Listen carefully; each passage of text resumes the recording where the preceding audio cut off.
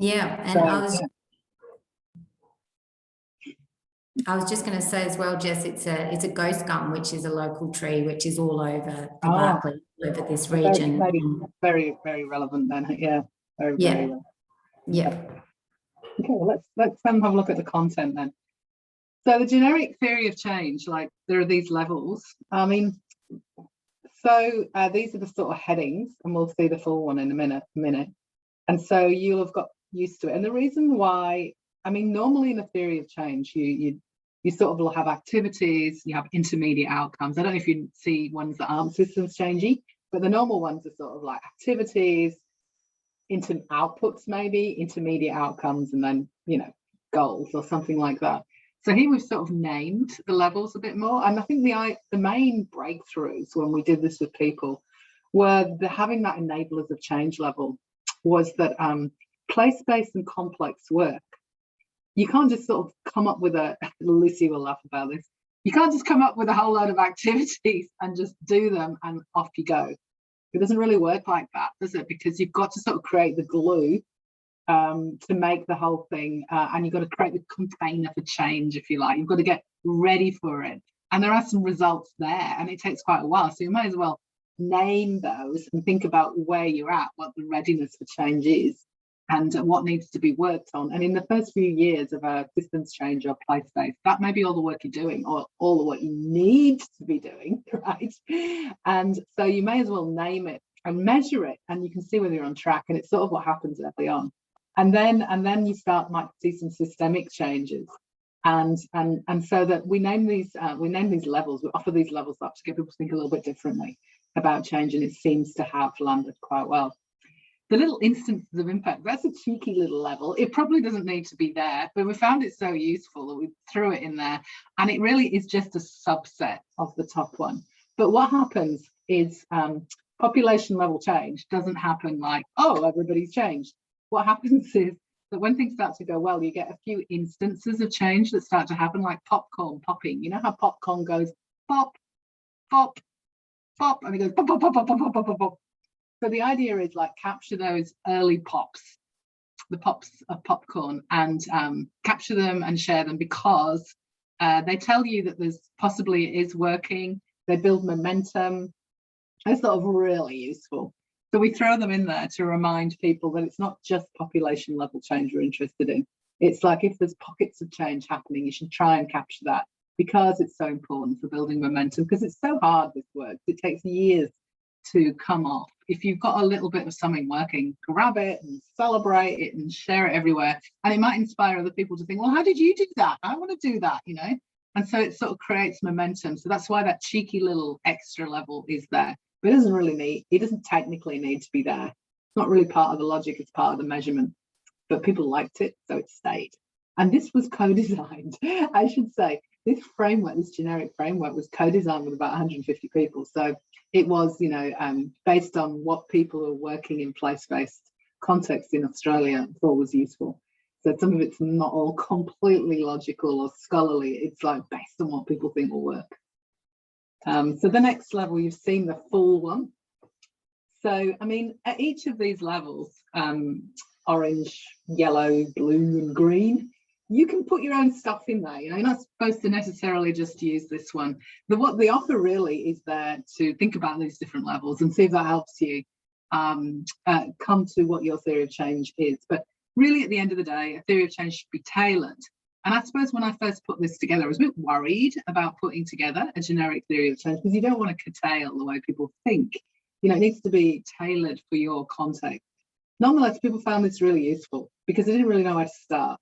So you can get rid of a level if you want. You can totally have your own outcomes. You can turn it into you can do what you want with it. It's to feed your brain, really, and to give you a different idea of how theory of change might be depicted. But this one, the way we came up, we had this idea. The foundations are the roots, as in the tree diagram. And that's things like when you do place-based stuff, you often need to understand whether the community's ready, whether the funders are ready, whether the government's ready, whether people are ready and up for the challenge and willing to work differently. And so sometimes there's some readiness assessments and there's some needs to look at that. And that's why that's noted there. And then, of course, in any initiative, there is history. And that's really important, and context. And so, and noting that there are strengths and there are assets and there are things that exist before. And people find it, especially communities, get really pissed off, I think, if you assume that nothing's ever been there before. So this is sort of honouring everything that's happened in the past and understanding what your starting point is. And of course, it's noted there that another part of the foundation is actually to have some resourcing to do this work, some dedicated resourcing. It's very hard not to. So you could even evaluate that level and see whether you should start or not, whether you should do this or not. You could use this level to say, are there foundations in place to do this? And there are various assessment tools that you can use for assessing readiness. And if they're not, maybe you shouldn't be starting. So that's right at the beginning. And the next level, which is this enablers for change, this can take several years to build. This is the annoying thing about this.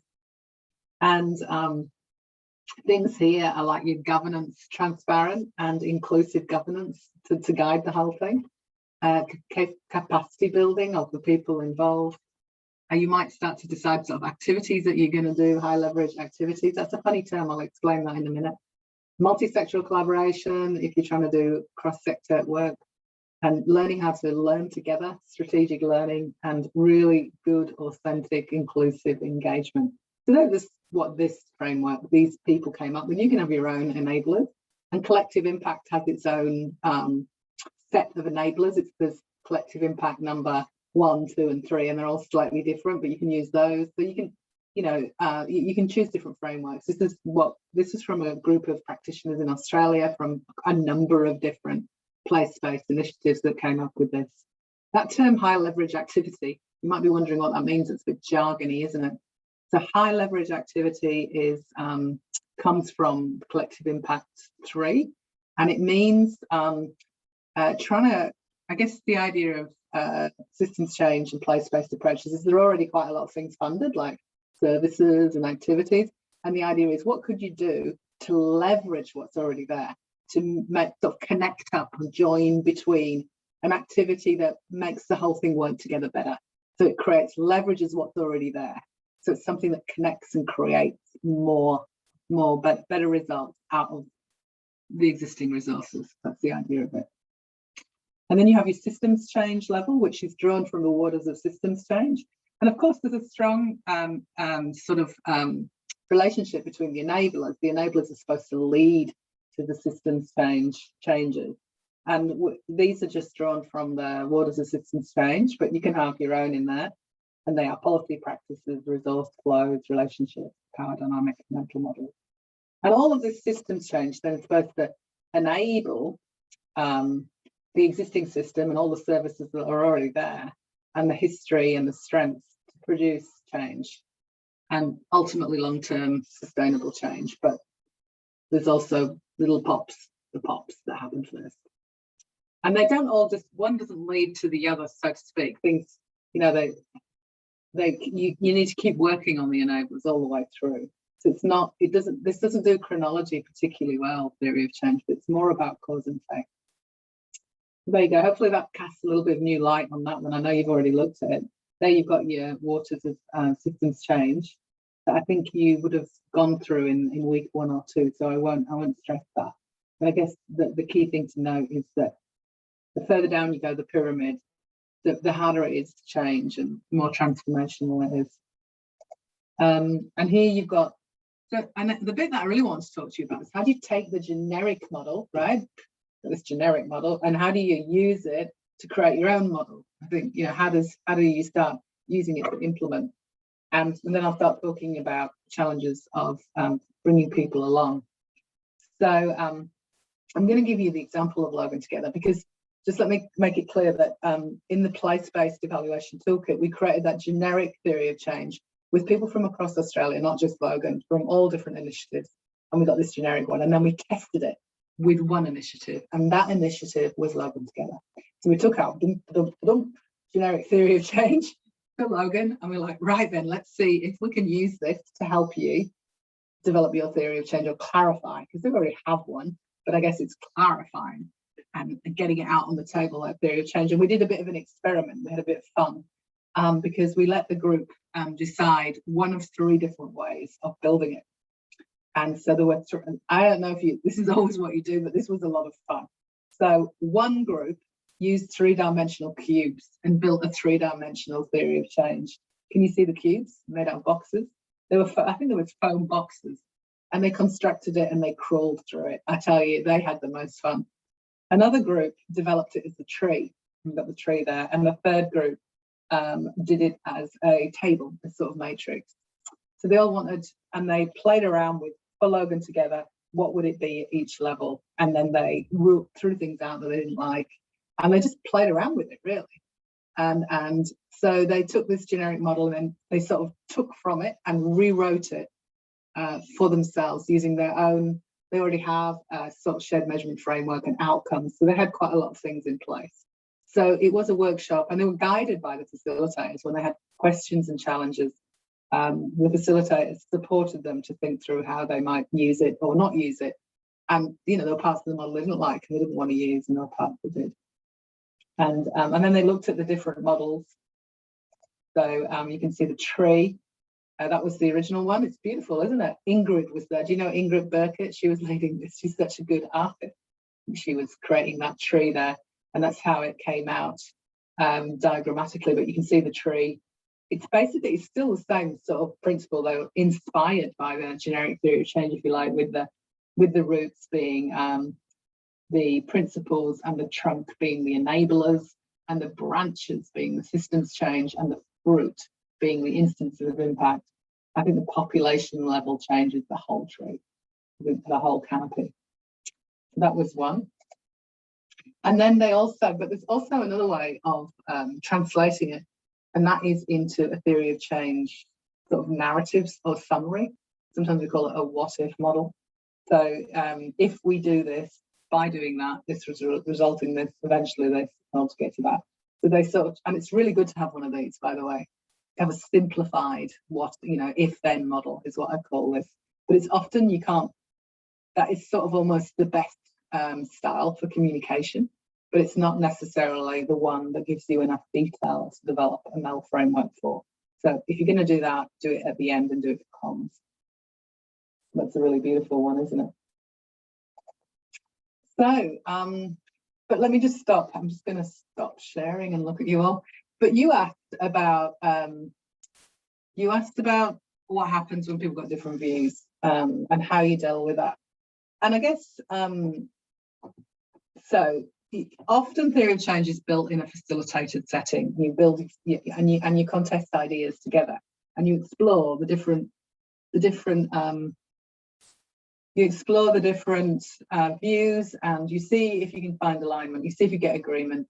And so I sort of push for. I do push for consensus, but if I can't get it, I'll tell you what I do, because you can't always, because sometimes people really do have different theories of change. In your example, Lucy, where you might have an Indigenous change group, we might have an Indigenous community, might have different views from the Commonwealth, and there might be no reconciliation. It might be not possible to all agree. So that can be an outcome, but at least I start by trying to get a consensus. And so that is it's a facilitated technique, really. I mean, I often stand in the room and go, well, what do people think about this? And divide into groups and go and write things down and bring them together and put them up on the wall and say, well, what do you think about this? And what do you think about that? And often that will work. And I think it's more about getting it out on the table and then critiquing it together, because when you start a theory of change process, the biggest problem is it's not clear. It's not that there's no agreement, it's that there's no clarity. So step one is get it clear, get it written down, get it up there, get it out of people's heads onto the table. And then when it's there, right, then you can critique it. Then you can go, I don't agree with that. I don't think that works, or that doesn't match what the literature says. And so you can put it down, and I try to separate two types of critique. There's sometimes people have big challenges, like I think we've missed this whole piece, and I don't think that's right. So there's big challenges, and I really pay attention to them. And then there's a whole lot of people who just want to play with the words. Have you ever seen that? They get locked into the wording, and I'm like, we are not going there, okay? We're not going to use this workshop time just to play with words. If you don't like the words, but you think the intent is right, just underline them, and somebody can deal with the wording afterwards. So the first thing is I don't let people dive into the detail of wording and manage that. And the job of facilitator is to bring people out of the detail, yeah, to the important things so you can move forward together. So I leave wording, and sometimes wording is really important, especially if it's to do with values, and if it is, then spend time on that. But maybe not in the theory of change session, maybe it's another session. And so to work with the intent, but deal with the big problems, the big structural stuff. Like, I think we've missed out this whole piece of like how the enablers work, or how power works, or discrimination, and that you need to pay attention to and bring it in. And I tend to bring in the ideas as much as I can rather than block them. And so if there are, you can also have different pathways. I know the generic theory of change doesn't show pathways, but you can have branches, you know. You could have, and sometimes if there's different stakeholder groups, I'll have a pathway for each stakeholder group. That is a really neat way of doing it. So this is, you know, what's going on for people in the community, and this is what's going on for funders. You know, maybe you have different pathways for different players. The one that I remember loving, this theory of change, which was about, it was about seasonal workforce, and it was a partnership model, and it was, you know, so what people in the Pacific get from seasonal work is often they'll come to Australia to work, and they'll get payment, and they'll bring it back, send it back home, and then what Australia gets is workers. And so the logics are they don't clash, but they're really different. And so there were sort of two different pathways: what the seasonal worker gets and what they need, and what good looks like, and then what the country gets. And so different pathways for different one, working together, but not silenced. So I'm trying to, when I facilitate a group, I'm trying to not silence anybody. I'm trying to keep people out of the weeds. I am trying to look for the big areas, and if where there is no consensus, sometimes I'll do, okay, let's look at the options, let's vote. I will do voting if I have to, dot voting. And then people often will go, it's not this one, it's something in between, and it often flushes out a new way, a third way, which is fantastic. I try not to put my view in. It's really the group. It's my job to try and get the group forward. And often it's like, you might be able to get a certain amount of agreement, but there's some areas that you can't agree on. So just flag them and say, well, this is what we've got. We'll come back, you know, and collect more data and have another crack at it, if that's the case. So I'm working towards an agreement, trying not to silence people, elevating it to the big picture. That's how I work. I very rarely fail. I've done hundreds and hundreds and hundreds of them. I can't remember, over 1,000 over the last 30 years. That's a really popular thing to do. So I think there's always a solution. So I welcome you to put your challenges to me, and let's see if together we can think about how you might address them. Yeah. There was just one quick question from Nikki, actually, that builds on this, and it's around the process. So in terms of when developing this model in process, do you usually tend to start at the top, like a traditional theory of change, or do you work up from those more foundational points? And I don't know if Nikki, you'd like to add anything to that. The order, yeah. Yeah, no, that's it. That's the straightforward question.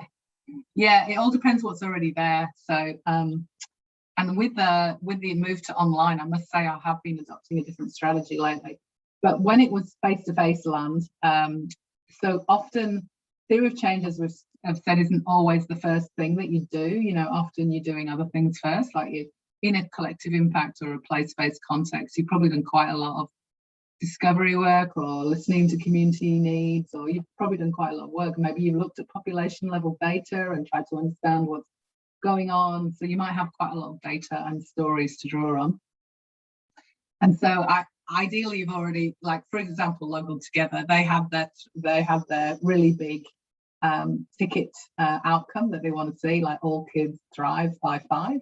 So if that's already in place, if you've already got that, of course, you put that down.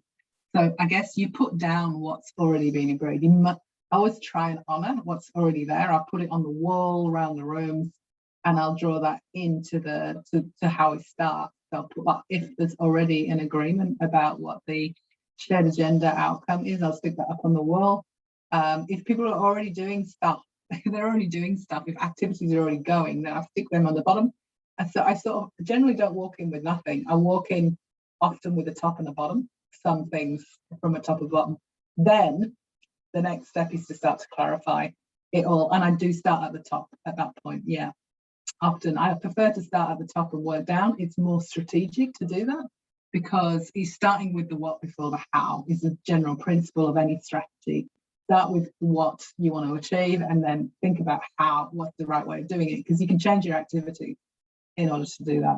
So you want to allow that as a possibility. So yeah, I normally start at the top and start working down and clarify the outcomes first. Like, are these really out? And I'm a bit of a stickler for making sure that outcomes are worded as outcomes. And you might wonder why I care so much. It's just that if it says we will do this, it's just confusing because it has a sort of activity in it as well as an outcome. So I'll say, oh yeah, let's just work on the we will do what. What's that thing? To get what? I'll keep pushing them until we get to the what, and then I'll write the what down. So often things aren't worded as outcomes. People find that quite hard. So when I'm at the top, I'm working on the wording and trying to draw out the key outcomes and see if there's any more. And then if we all agree that they are the outcomes, so often it's rewording what they've already got. And then you go, okay, then what needs to be in place to achieve this? What's holding this back? And they may already know those things. You may have done the work and you start to put them in down there. And then you put the activities in, and I sort of move up and down. I often use the generic theory of change as to stimulate thinking, like I might show people it. I don't necessarily use it as a black and white thing. I go a bit freeform, but that's me. But if you've never done it before, you can try just using it because that's the idea. It's to help beginners. Thank you. Now, Carolyn also had just popped a question into the chat. It's gotten this is, how do you manage the process when there are lots of activities or emerging impacts, but not high level goals that are defined? Carolyn, I don't know if you'd like to add anything else to that. I guess it's quite an iterative project I'm working in. So it started off with, a small goal, which was to feed a school community.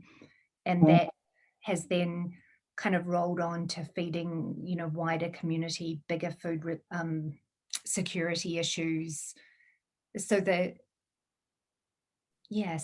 guess there are lots and lots of things that are coming out of this. And there was a small goal in the beginning, but it seems to be kind of snowballing into a bigger and bigger systems change initiative as more people get involved.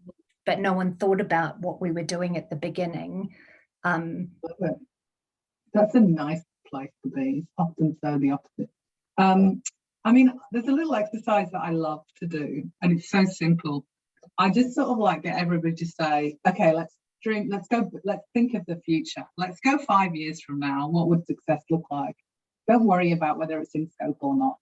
Let's just imagine that we're happy with what's happened in this community for this planet or wherever you want to draw it. Let's just talk to each other and write it down. Don't worry if it's in scope or not. Let's do some brainstorming and think bigger.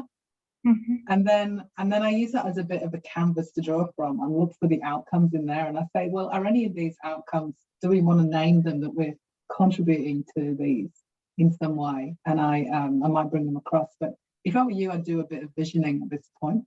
Yeah. So break out to a bit of visioning, and then that might get you to, then you can always say, well, is it within our scope, or is this with something we're contributing towards? And you can decide not to include it. But if you don't start having that conversation, or you go out to your community and use some appreciative inquiry or the Harwood questions and ask them what they want for the community and what's important to them, and boot off that. Thank you. Yeah, that's an interesting case. I don't think I've heard many like that. There is a different way of going with this stuff, but maybe I'll just introduce it. Increasingly, some people don't like working in the abstract, and this stuff is very abstract, right? And if you're working in a community setting, it doesn't always work brilliantly. It's sometimes really hard to do. And one of our consultants, Lauren, she loves to do some most significant change first, which is most significant change is a story-based sort of impact collection participatory tool. But she just goes out it needs to have been some emerging impact for this to work, but go out and ask what are the most significant changes that have happened as a result of the project or the work, and then start to gather them and then sift through them and sort them, and then look at that and build and construct the theory of change afterwards. I think it's a very, very grounded way of doing it. Yeah, I think that might work really well. It's almost like trying to look backwards and go, okay, what's emerging and what are we building towards? And the beauty of it, nobody gets lost, right? It's very tangible, and the stories themselves are a form of evaluation, and you can use them. And what you build, the theory of change, is very grounded in what's happening if you do that. So it's a very grounded way. So the vision is the opposite. It's like booming out to the sky, whereas the MFD is really looking at what's bubbling up. So yeah, there are lots of different ways of doing this, aren't there? So we've got a question from Emma now, which is a little bit around, at what point do you challenge the logic? So also connected to managing scope. So I might actually throw to Emma if you'd like maybe to expand on your question.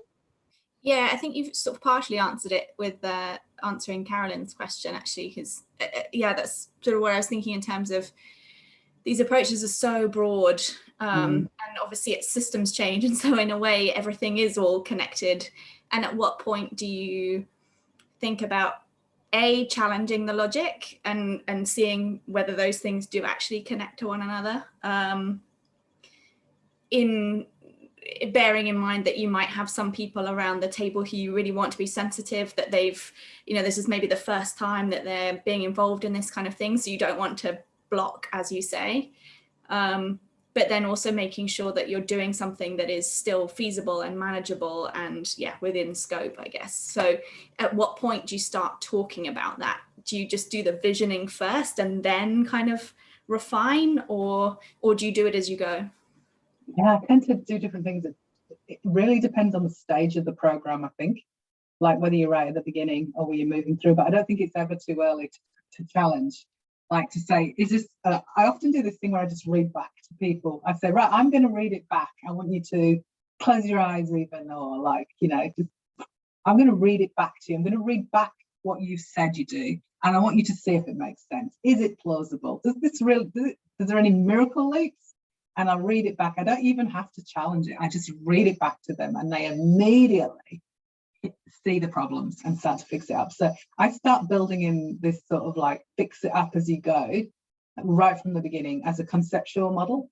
And then as we start to evaluate it, it gets a lot more hardcore really, because when you start to develop, one of the tools that we use a lot is this little, having a lot of luck with the SIPSI tool. Have we shared that one yet? You might come to that one a little bit.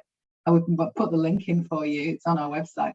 And the SIPSI tool is a case study approach that's sort of, and it's really good for systems change because it looks to see, looks like something's bubbling up over here. So in Logan at the moment, Logan Together, we're just doing one at the moment. So they've got some changes happening to the maternity hubs, and it's one of the projects they've worked on. And they want to know, is this anything to do with the initiative? So we go out and we find out, has this outcome really happened? Did it happen elsewhere? Is there something going on here? Is there a movement in the dial? And then like exactly what happens to achieve that? And what did the initiative do that was important? And what elements of the enablers were in place to make that happen? And you start to almost like weave through the theory of change with a thread and tell the story against it for one example. And then we test the contribution, we test the evidence, we test the strength of evidence. So in a sense, we're testing the links in the logic, but just for one example, and we're writing it all up. And so that's got lots of different testing going on. But that's after 6-7 years of an initiative. You have to have some positive results beginning to happen to bother with that sort of stuff, but it's exciting. Yeah, oh, it's week 8. We've got a lovely little resource on it. I've just seen the best example of one. We've been working with the Front Project, and I don't know if you know the Front Project, it's a systems change approach for early childhood, and they've got a lovely one that they've just developed. They actually managed to influence government policy. It was great. Federal government. So this stuff can work. Not exciting. Okay, any more questions?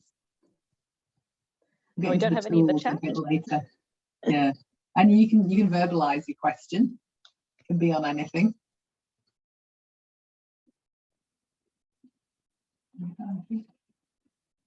Has anybody used the generic theory of change?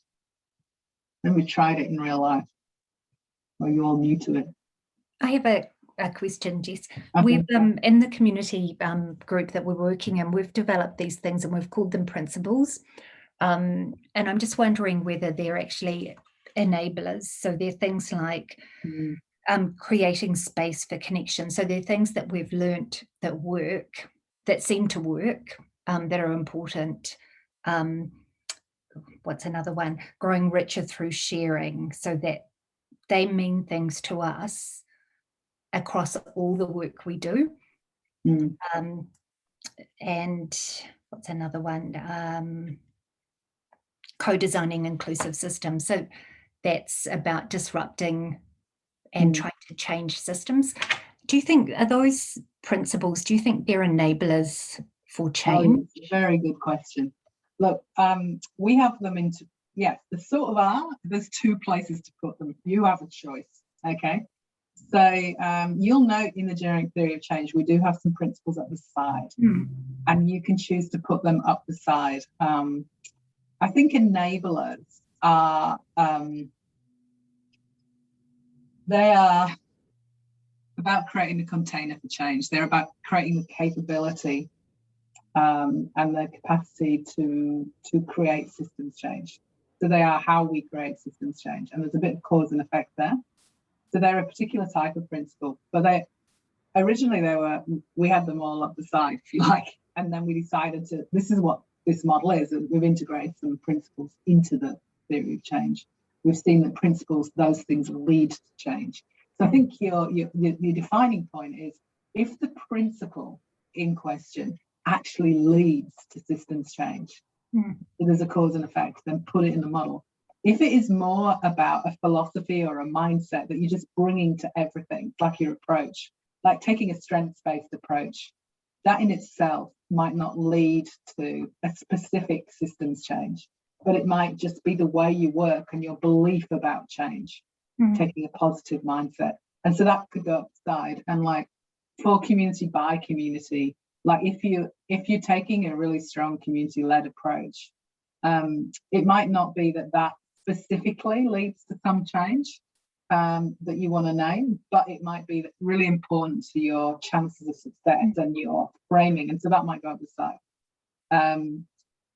So they're the sorts of things that go up the side, like innovation. That's another one. Innovation in its own, or taking a learning by doing approach, may not fit directly to a systems change outcome, but it might be just fit across everything you do. So principle-led, and when it comes to evaluation, there's a lot of interest in principles focused evaluation, where you actually, instead of using the theory of change, you actually focus on the principles and evaluate them. So that is an option as well. So there's a few different approaches around. I tend to, as you can see, we're using a slight blend, if you like, of a principles focused approach and a theory of change focused approach, because a lot of systems change approaches and place-based approaches in Australia are very outcomes focused, like they're trying to shift the needle on a significant outcome, and therefore it's sort of useful to have your outcomes in the picture.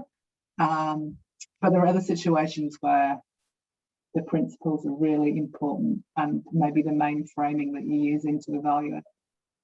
Thank you. But it's a great question that you raised. In a way that defines what this generic theory of change is. It's sort of got a few of the principles stuck in the middle and some of the side. That's where we landed.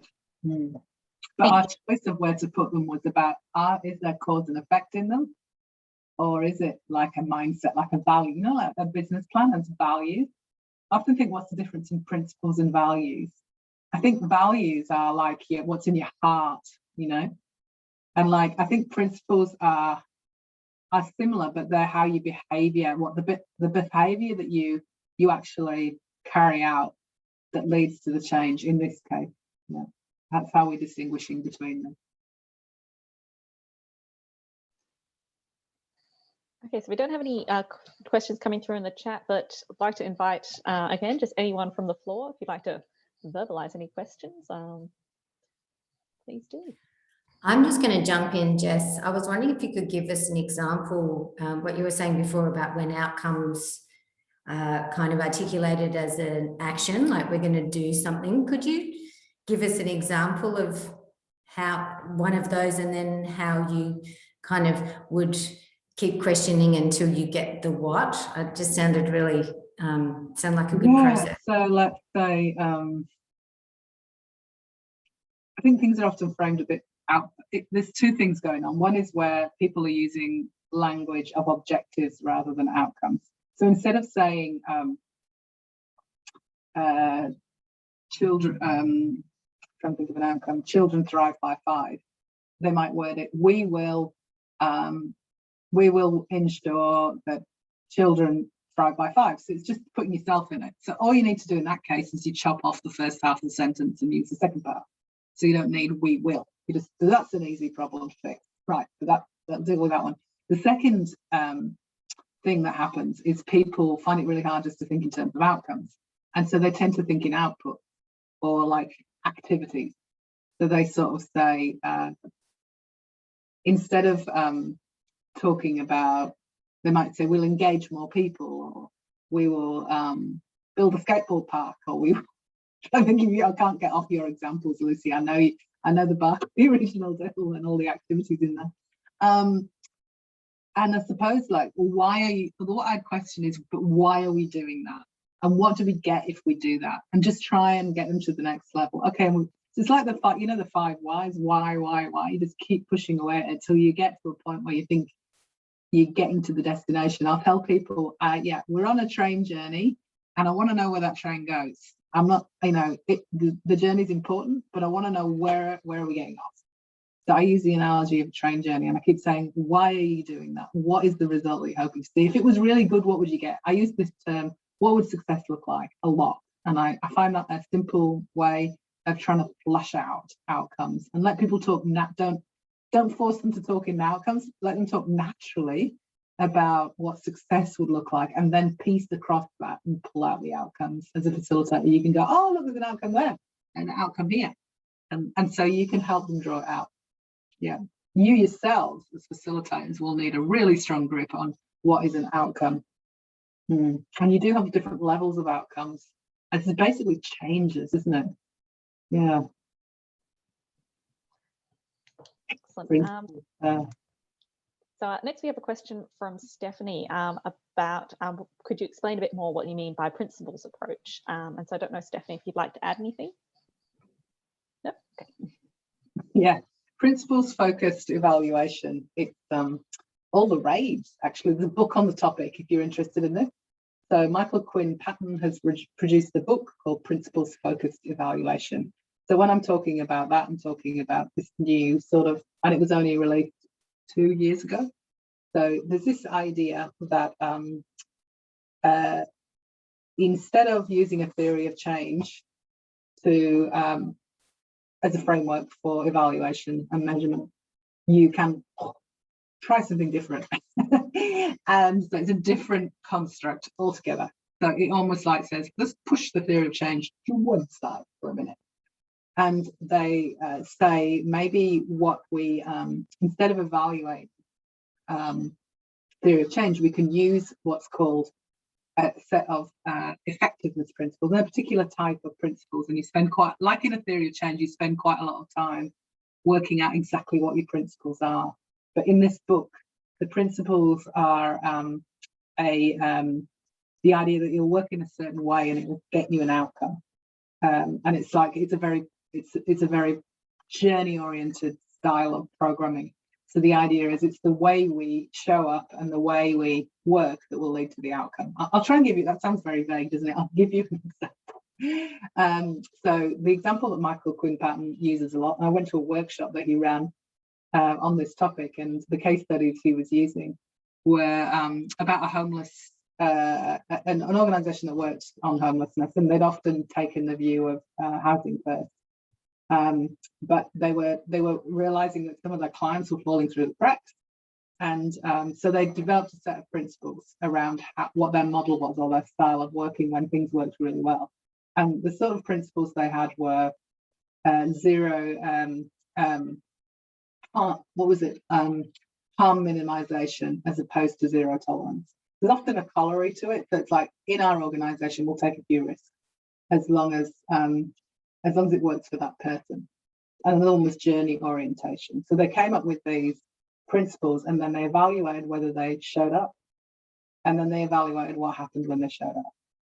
So they narrowed down their model, their approach, into about 5 principles. They spent ages getting to the principles, and then they routinely evaluate whether they were sticking to them. So that's their fidelity, if you like, and then what happened when it did. So that's a bit like cause and effect. So Jess, is it like they're posing a hypothesis of if we do this, we think this will happen, and then we're going to measure afterwards whether we were right? No, they normally spend a lot of time developing their principles by looking at what works and looking at case studies of what's worked in the past. So I guess it's grounded in what's already worked. It's not just a theory. So it's I suppose it's a model which they've already tested and worked on, that says if you behave in these, and it's not just what you do, it's the way you behave. So if we behave in these 4 ways, these 4 principles, we'll get more results. We'll get better results. And they test that. So I mean, in a way, it's like taking 3 threads of your theory of change and pulling them out and giving them a name. You know, like you often, if you look at a theory of change, you can say, what are the main things going on here? And so it's really just displaying it not as a diagram, but it's like almost this different type of theory of change construct. So it's and it works very well in Indigenous contexts, because often there are in New Zealand, in Maori culture, there are these whānau, there are these principles or law, and as well in Aboriginal communities, that people have used for years. And so it often fits with the construct of Indigenous groups, this sort of way of thinking about principles, better than a theory of change. There's a theory of change approach is quite a Western orientation. So it's thinking of a different way, and it's similar. It's like, but it's also, so you can have principles focused designs as well. So I'm trying to show you the opposite so you understand it. So in service design, you might have a model that says you have to have all these things to get fidelity. You have to do everything like this every time, and then you have fidelity, and then you get the result, right? That's a sort of standard idea of a model. And then principles-based model says, no. You can't do everything the same way every time.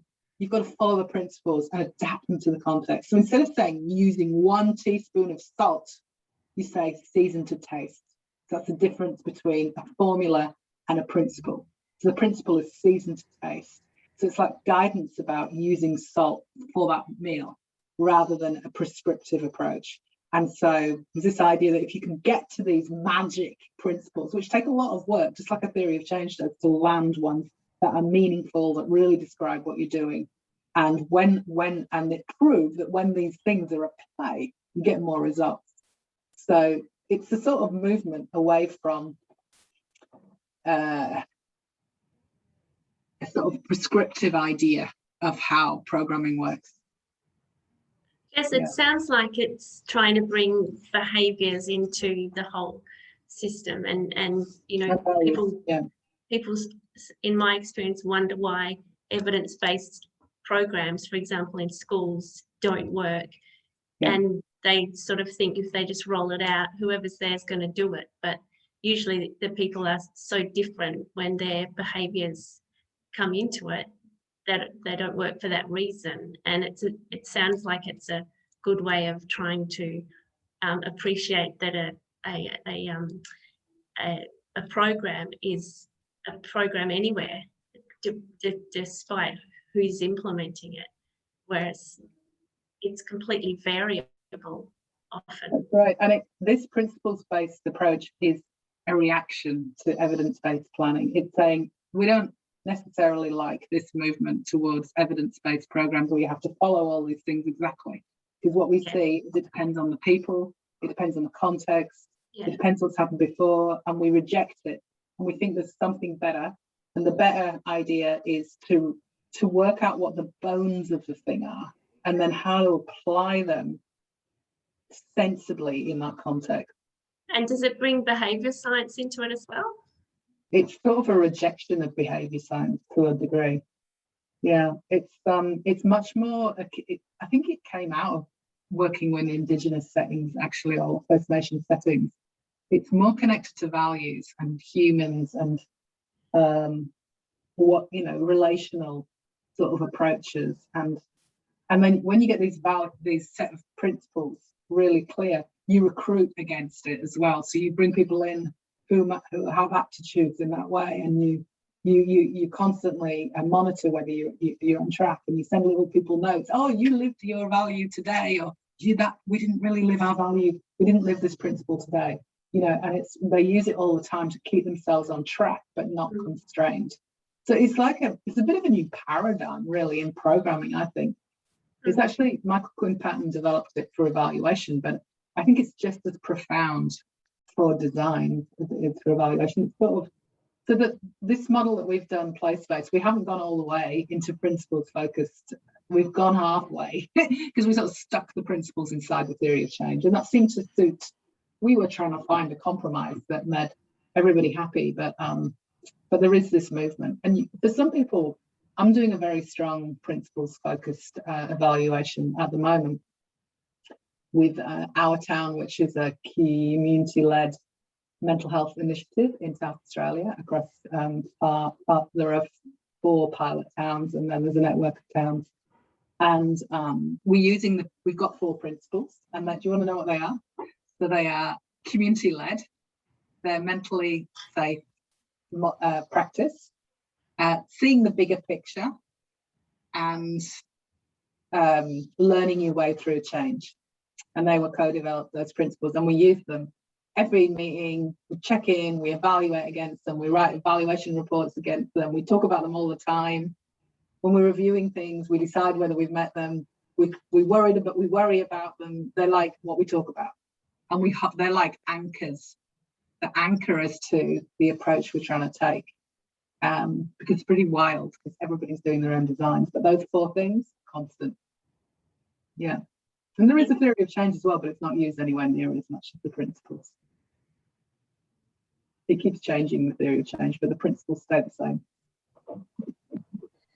Excellent. Thank you, Jess. Everyone. So unfortunately, that does bring us to the end of our time together today. However, if you do have any outstanding questions that you wanted to ask or comments you wanted to make, please feel free to drop them in the chat, and we'll address them through the discussion forum or by email. So once again, thank you all for coming. So next week is our last week together. It's going to be the final opportunity for you guys to ask any burning questions about course content or about or for assistance with the assignment, should you wish to submit it. So in relation to the planning tool, if you have any questions as you work through it, please feel free to drop them into the discussion forum or to reach out via email. We'll be happy to help. And just a little heads up that next week we're going to be focusing on key evaluation questions, tools, and strategic learning. So it should be a nice meaty one. I'm very excited to get into it. So thank you all again, and we'll look forward to seeing you next week. Lovely to chat. Thank you. Thanks all. Thanks. Thanks everyone. Bye.